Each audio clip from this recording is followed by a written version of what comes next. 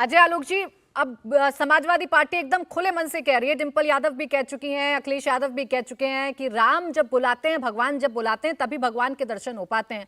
अभी तक इंतजार में है न्योते के और वो आपके साथ जाना चाहते हैं, शामिल होना चाहते हैं इस कार्यक्रम में।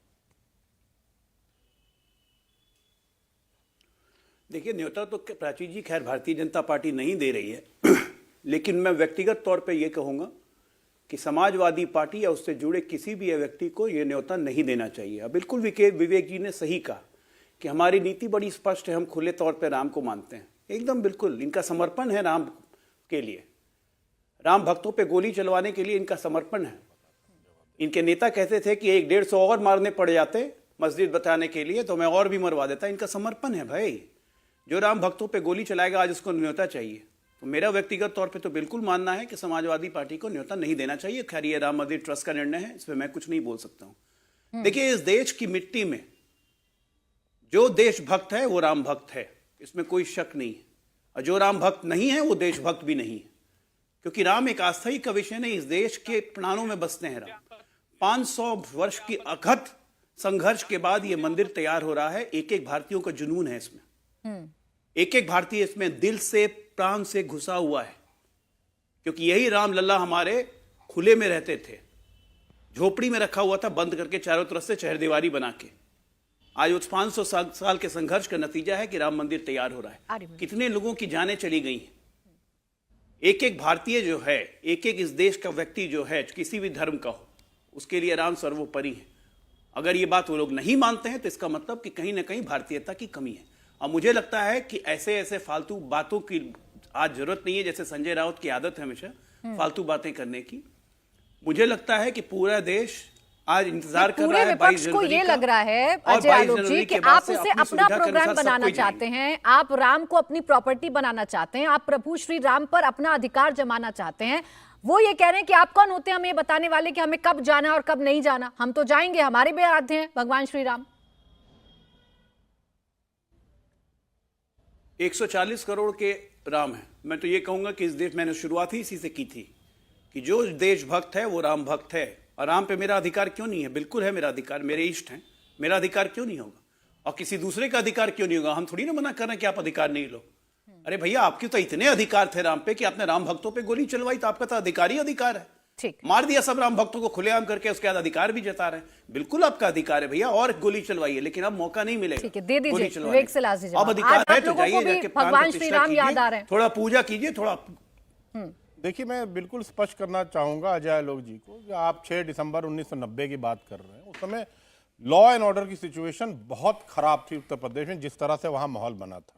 तो जो भी किया गया था वो एक लॉ एंड ऑर्डर सिचुएशन को कंट्रोल करने के लिए किया गया, पहली बात। दूसरी बात, उच्चतम न्यायालय का भी एक उत्तर प्रदेश सरकार को एक वर्डिक्ट जारी हुआ था, जिसमें उन्होंने कहा था, माननीय उच्चतम न्यायालय ने, कि उत्तर प्रदेश सरकार हर हालत में उस ढांचे की सुरक्षा करेगी, चाहे कुछ।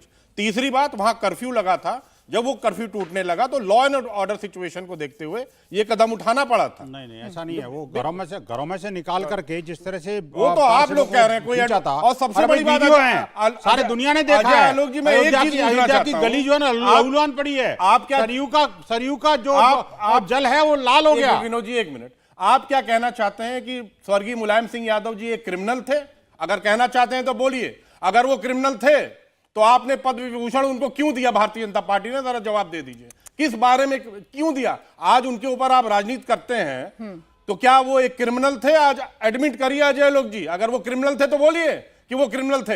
अगर वो क्रिमिनल थे तो आपने उनको, आप लोगों की लाइन एकदम बड़ी क्लियर पार्टी ने क्यों दिया? विवेक सलाह जी, आप लोगों की लाइन एकदम बड़ी क्लियर है, चाहे भगवान राम को लेकर हो, चाहे हिंदू धर्म को लेकर हो, चाहे वहां बाबरी मस्जिद को लेकर हो। आपके जो नेता हैं वो तो आज भी बयान देते हैं। अच्छा चलिए, छोड़ दीजिए पास को, आपके नेता तो आज भी बयान देते हैं। सुन लीजिए शफीकुर रहमान बर्क को, सुन लीजिए स्वामी प्रसाद मौर्य को, उन पर तो कार्रवाई करते नहीं आप। स्वामी प्रसाद मौर्य की बात का मैं पुरजोर खंडन करता हूं, लेकिन आप क्या पार्टी का संजय निषाद की बात पे खंडन करेंगे? आलोक जी, आप क्या बताओ ना, संजय निषाद की बात का खंडन करेंगे, जिन्होंने कहा था कि जो प्रभु राम है वो दशरथ जी के पुत्र मैं ही जवाब नहीं ले है। लेती हूँ। आप और वो खंडन आपके करते यहाँ रहेंगे मंत्री बने हुए हैं। विवेक सलास खंडन करिए। जी, विवेक सलास जी, आप खंडन तो करते रहेंगे, लेकिन स्वामी प्रसाद मौर्य मैं तो हर खंडन रोज कर ये रहा हूं, बयान खंडन देते नहीं कर हैं। सकते आप मैम। लोग तो कार्रवाई नहीं करते हैं, ऐसा लगता है जानबूझकर बयान संजय दिलवाए निषाद जाते क्यों बने हुए हैं? आज हैं। क्यों आप क्यों मंत्री नहीं हैं? कार्रवाई करते हैं? क्यों जिन्होंने बीजेपी को प्रभु देखकर राम काम को करेंगे? illegitimate कहा, बीजेपी को देखकर काम जिन्होंने करेंगे प्रभु क्या? राम को illegitimate बीजेपी के कहा, वो आज भी चिन्हों पर मंत्री बने चलेंगे हुए हैं। आप? जैसा बीजेपी करेगी वैसा ही करेंगे आप तो सब धर्मों की बात करते हैं ना, आपके लिए तो भगवान राम आराध्य हैं, तो क्यों नहीं शफीकुर रहमान बर्ग से पूछते हैं, क्यों नहीं स्वामी प्रसाद मौर्य से पूछते हैं?